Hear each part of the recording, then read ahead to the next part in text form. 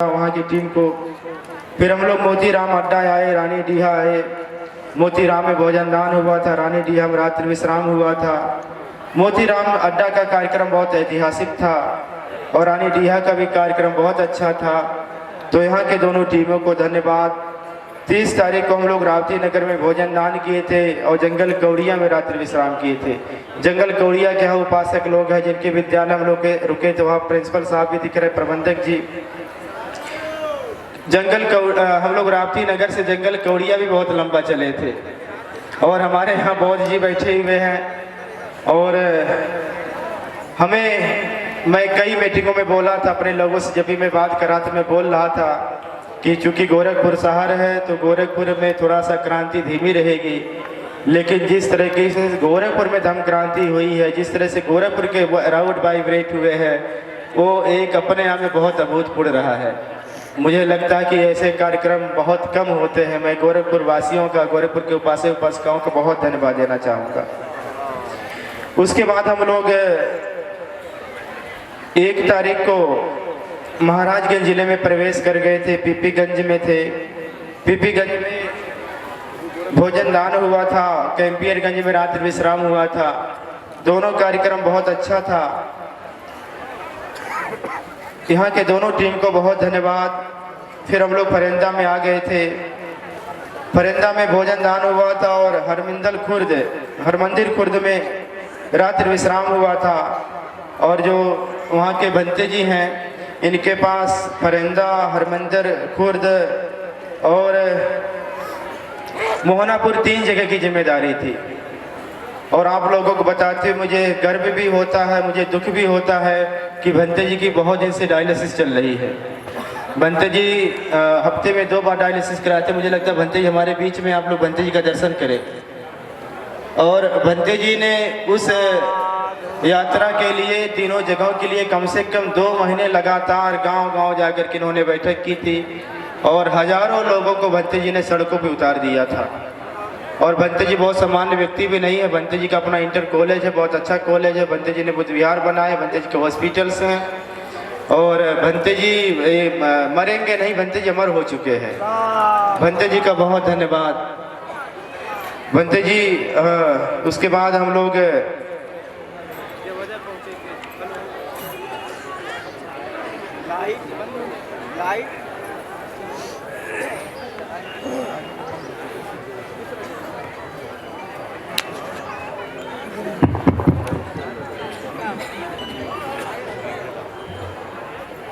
फिर हम लोग वहाँ से मोहनापुर से देवोदय गए थे।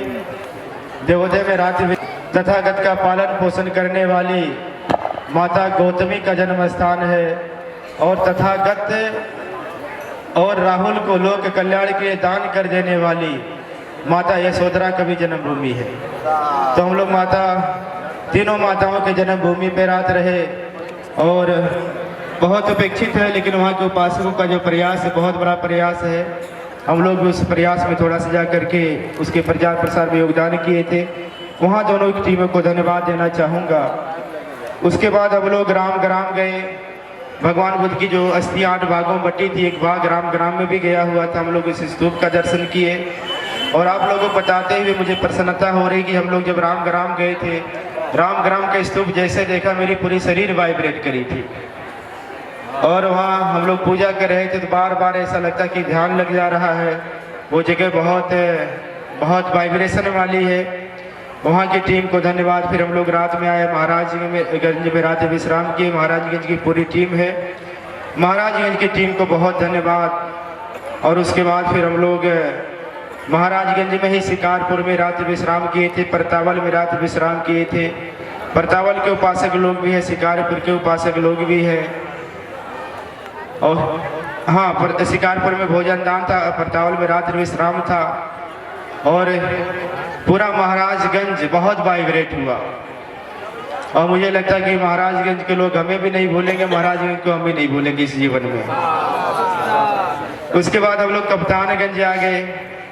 कप्तानगंज में भोजन होना था। भला मैं लखनऊ में सामाजिक परिवर्तन स्थल पे बाबा साहब को श्रद्धांजलि देने गया था तो कप्तानगंज में नहीं पहुंच पाया। तो यहाँ के सारे उपासक यहाँ बैठे बहुत हताश निराश हो रहे थे। लोगों को मैंने बताया भी नहीं था कि मैं नहीं रहूँगा। अगर बता दिया होता थोड़ा उत्साह कम हो गया होता। तो हमारे धर्मवीर बनते बनते चंद्रमा बन करके चल रहे थे। हमने बोला बनते चंद्रमा बनने में क्या लगता है आपको? कह रहे बड़ा कष्ट होता है बनते चंद्रमा बनने में।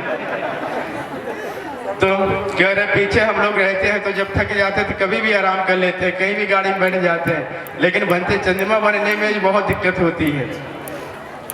तो कहाँ बाथरूम भी नहीं जा पाते हम लोग। तो कप्तानगंज वाली जो कप्तानगंज से लक्ष्मीगंज की यात्रा थी, हम उसमें नहीं पहुंच पाए थे। और जब मैं लक्ष्मीगंज में आया तो मुझे बड़ी भीड़ देख करके बड़ी प्रसन्नता हुई। हमने कहा बिना दूल्हे की बारात भी इतनी अच्छी होती है। तो बहुत अच्छा कार्यक्रम वहाँ का भी हुआ। वहाँ के उपासक लोगों का धन्यवाद। फिर हम लोग रामकोला के पास पपौर है, पपौर में बड़ा ऐतिहासिक प्रोग्राम हुआ। फिर टेकुआटाड़ के जगह पे अहिरौली में रात्रि विश्राम हुआ था। दोनों जगह के उपासक उपासिकाओं ने बहुत अच्छी व्यवस्था की थी। और फिर हम लोग फाइनली कुशीनगर में हैं। और कुशीनगर में जो हो रहा आप लोग देख रहे हैं, जितनी भीड़ आपके यहाँ है इससे कहीं ज़्यादा भीड़ महापरिनिर्वाण मंदिर में है। इससे कहीं ज़्यादा भीड़ रामाबारी स्तूप पे है। इससे कहीं ज़्यादा भीड़ थाई के बुद्ध विहार में है। जापान के बुद्ध विहार में लोग अलग अलग बुद्ध विहारों का दर्शन कर रहे हैं। तो ये जो पद यात्राएं रही है, इस बार की भी जो पद यात्रा रही है पूर्व की भांति बहुत ज़्यादा संदेश देकर गई है और बहुत ज़्यादा जन जागरण करके आई है। धर्मवीर भंते बोल रहे थे कि संभवतः अगली पदयात्रा का भी आज उद्घोष होने वाला है। तो मैं धर्मवीर भंतों को निराश न करते हुए आप सबको पूर्व सूचना देना चाहूँगा कि अगली जो यात्रा हम लोगों की 2025 की होगी, पूरब का सूरज पश्चिम जाएगा। सूर्योदय पूरब में होता है ना, अस्त पश्चिम में होता है।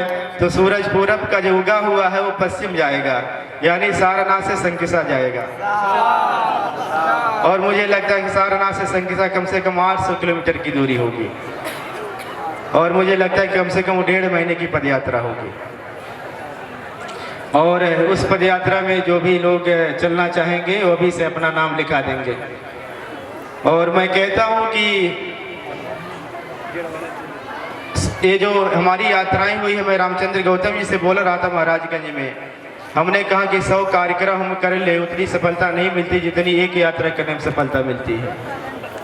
और जब हम लोग कार्यक्रम करते हैं तो कार्यक्रमों में जो हमारे विचारधारा के लोग वही आते हैं और वही लोग आते हैं जिनको बात समझ में आती है। लेकिन जब हम लोग पदयात्रा करते हैं तो सड़क पे चलने वाला हर व्यक्ति हमें देखता है, हमें सुनता है और उसके मन में हम हजारों प्रश्न पैदा करते हुए जाते हैं। और सड़कों पर बहुत सारे छोटे छोटे बच्चे आते हैं, बहुत सारी उपासिकाएं आती है और उपासिकाएं आपस में आगे पीछे होती रहती कि पहले फूल मुझे डालना है, मुझे डालना है। और इस बार बहुत सारी राजनीति होती, कई उपासिकाओं को पैर के जूते दबाती रहती ताकि वो पीछे चली जाए। आज भी मैंने देखा ही हो रहा था कि जो उपासिका आगे जा रही पीछे वाली उपासिका उनके पैर का जूता दबा दे, तब तो बेचारी पीछे चल जाए, फिर ये लोग भाग करके आगे आ जाए। तो बहुत सारा ऐसे होता रहता है और बहुत सारी उपासिकाएं उसमें सम्मिलित होती हैं, बहुत सारी माताएं सम्मिलित होते हैं, बहुत सारे वृद्ध लोग सम्मिलित होते हैं। तो सड़कों पर एक तरह से धम्मचारिका का उत्सव होता है। और जब चारिकाएं बहुत विशाल रूप ले लेती है तो चारिकाएं 2 काम करके जाती है, 2 संदेश लेकर जाती है। पहला संदेश ये होता है जो अशोक को मानने वाला है, जो बुद्ध को मानने वाला है, जो अम्बेडकर को मानने वाला है, जो साहू को मानने वाला, जो फूले को मानने वाला, जो पेरियार को मानने वाला, कबीर को मानने वाला, रविदास को मानने वाला, ललई सिंह यादव को मानने वाला है, उन लोगों का मनोबल बढ़ जाता है। इस पदयात्रा को देख करके, इस धम्मचारिका के विस्तार को देख करके उनके शरीर की ऊर्जा बढ़ जाती है, उनका मनोबल बढ़ जाता है। और जो इन महापुरुषों के विरोधी लोग हैं, जो विषमता मूलक समाज बनाने में लगे हुए हैं, उन लोगों का उत्साह गिर जाता है, उन लोगों का उत्साह दब जाता है। तो ये पदयात्राएं किसी का उत्साह बढ़ाने में काम कर देती हैं और विरोधी लोगों का उत्साह गिराने में भी काम कर देती हैं। तो दोनों काम हो जाता है। इसलिए इनका संदेश बहुत जाता है। मैं बहुत ज़्यादा बात नहीं करना चाहता हूँ, गुरु जी को सुनना है और फिर दीपोत्सव भी करना है। मैं विजय जी का बहुत धन्यवाद देना चाहूँगा। विजय बौद्ध जी हमारे बहुत अच्छे उपासक हैं और जितने भी हमें अपने इस बहुजन समाज को उद्योगपति दिखते हैं उसमें बहुत बड़ा नाम इनका भी है। और धम्मा लर्निंग सेंटर को इनका बहुत हमेशा योगदान मिलता है। हर साल जब काम हम लोगों को बहुत ज़्यादा फंस जाता है तो विजय जी याद आ जाते हैं। केवल हम ही नहीं विजय जी को याद करते, भंते देवेंद्र बहुत याद करते विजय जी को। और भंते जी का तो बुद्ध विहार ही विजय जी की वजह से चलता है।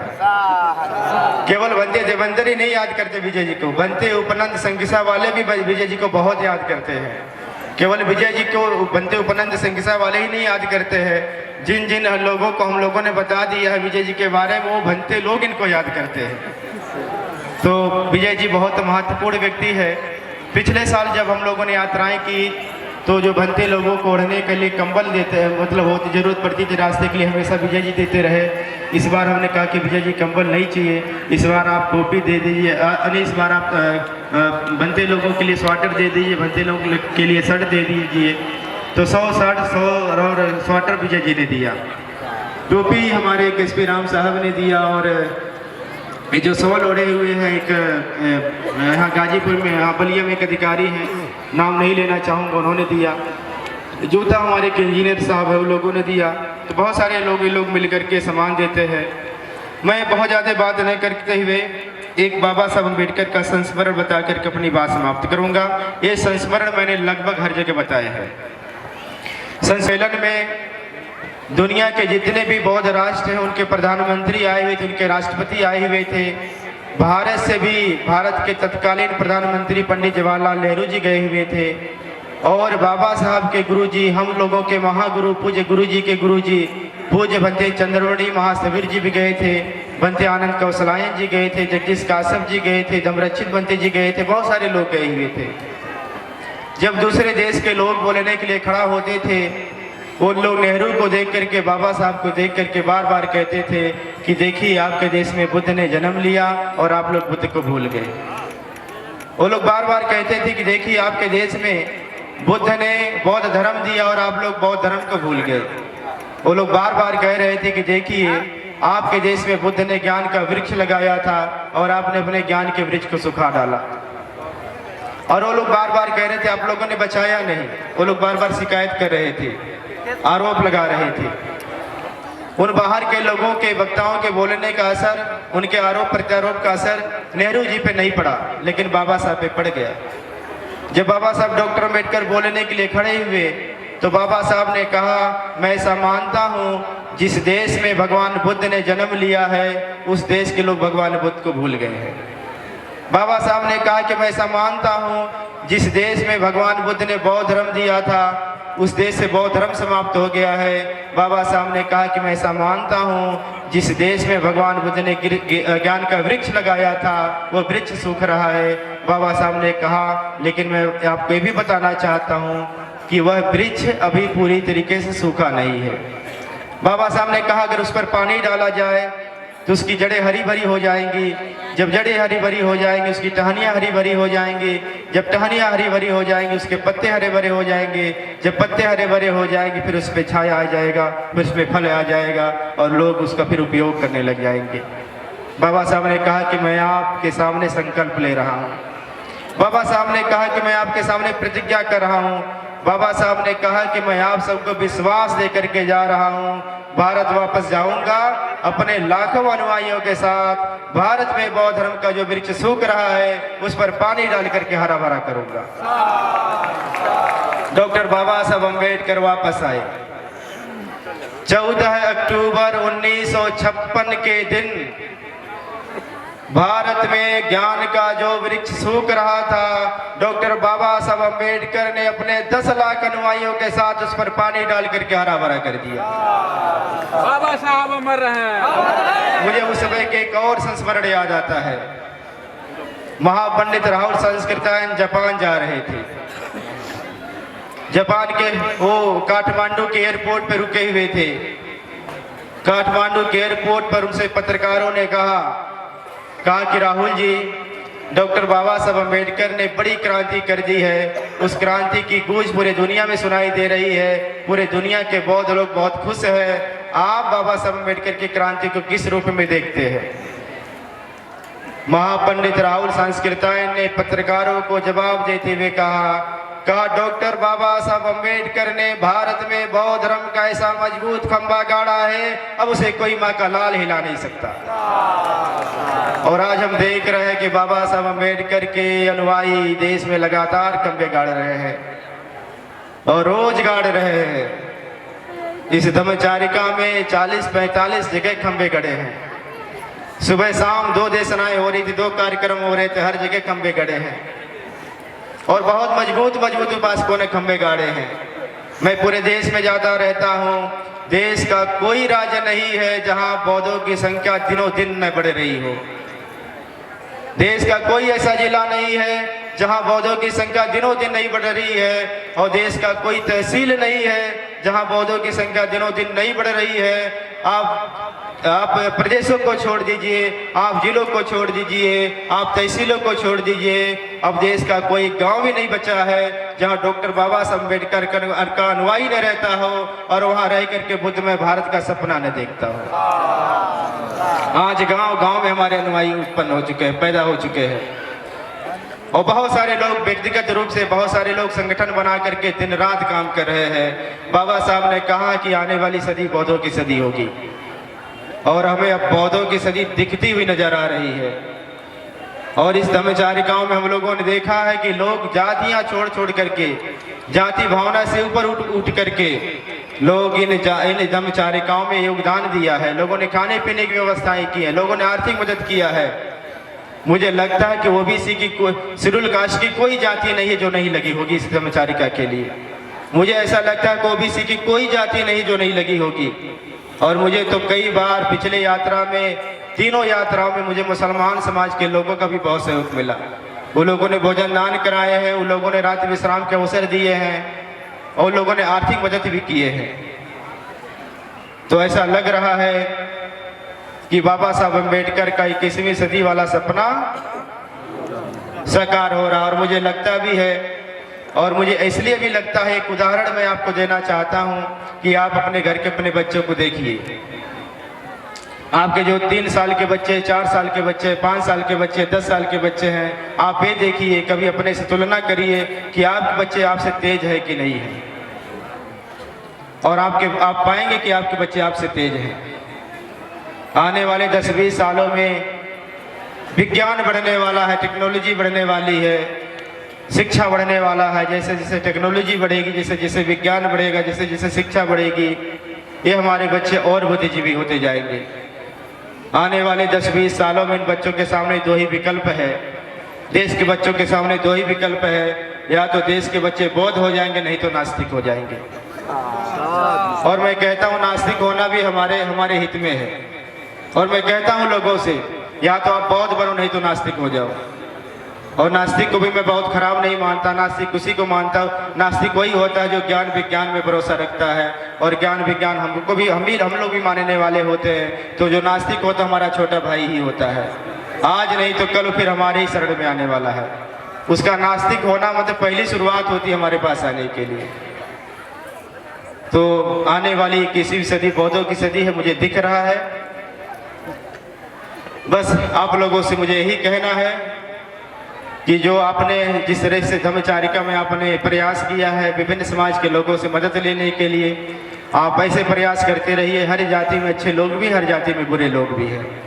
ऐसा नहीं कि सवर्ण जाति में सब लोग बुरे लोग हैं, वहाँ भी ऐसे लोग हैं जो जातिवाद को नहीं मानते हैं, जो वर्ण व्यवस्था को नहीं मानते हैं, जो भेदभाव नहीं मानते हैं, जो ईमानदार लोग हैं, अच्छे लोग हैं, भले लोग हैं। आप उनसे जरूर बात करिए, उनसे जरूर मिलिए, और उनसे कहिए कि आप इस विचारधारा को आगे बढ़ाइए। और हम लोगों ने देखा कि बहुत सारे सामान्य जाति के लोग भी, वो भी बहुत ज़्यादा सांप्रदायिकता से उब चुके हैं, वो भी जातिवाद से उब चुके हैं। और उसका उदाहरण ये है कि कितना उब चुके हैं, कितना परेशान हो चुके हैं। आप किसी विपश्यना सेंटर में जा कर के देखिए, सारे देश के विपස්සना सेंटर वेटिंग में हैं। और आपको जानकर के आज से होगा, अगर वहाँ विपස්සना सेंटरों में 100 लोग बैठे हुए हैं तो वहाँ 20 लोग भी दलित पिछड़े समाज के लोग नहीं बैठे हुए, 80% वही लोग बैठे हैं जिनके लोग देश में सांप्रदायिकता की आग लगा रहे हैं, जिनके लोग देश में जातिवाद बढ़ा रहे हैं, यानी उनके परिवार वाले भी तंग आकर उस व्यवस्था से वो भी बुद्ध के शरण में जा चुके हैं, वो भी ध्यान कर रहे हैं। तो ऐसे लोगों से आप बात करिए, ऐसे लोगों से मदद लीजिए। और निसंदेह तथागत बुद्ध का धर्म जो है अब इसका समय आने वाला है, और जब ये देश बौद्धमय बना, भारत बनना ही है, तो आपका क्या योगदान हो सकता है, आपका क्या कंट्रीब्यूशन हो सकता है, अपना योगदान देने का काम करें। इन्हीं सब बातों के साथ कुशीनगर की जो टीम है, मैं तो सबसे बड़े तो गुरुजी हैं, और ऐसा कहा जाता है कि हाथी के पैर में सबका पैर, और गुरुजी से गुरुजी जिससे भी कुछ कह दें, गुरुजी हाँ कर दे तो हाँ, गुरुजी ना कर दे तो ना। तो हमारे बहुत सारे उपासक लोग फूल बदन हमसे बार बार बोलते हैं गुरुजी हाँ करे, तो हमने कहा गुरुजी हाँ करे तो उनके हाँ मतलब हाँ है। तो कह रहे गुरुजी ना कह रहे, हमने कहा गुरुजी ना कह दे तो उनके ना का मतलब ना है। हमने कहा हमारी हिम्मत है क्या गुरुजी की बात को हम कुछ करेंगे। हमने कहा कि महेंद्र बनते की हिम्मत है क्या, अंतर बनते की हिम्मत है क्या। हमने कहा बनते जी, शिव प्रकाश बनते जी भी नहीं कुछ कहेंगे। हमने कहा गुरुजी जो कहेंगे वैसे होना है।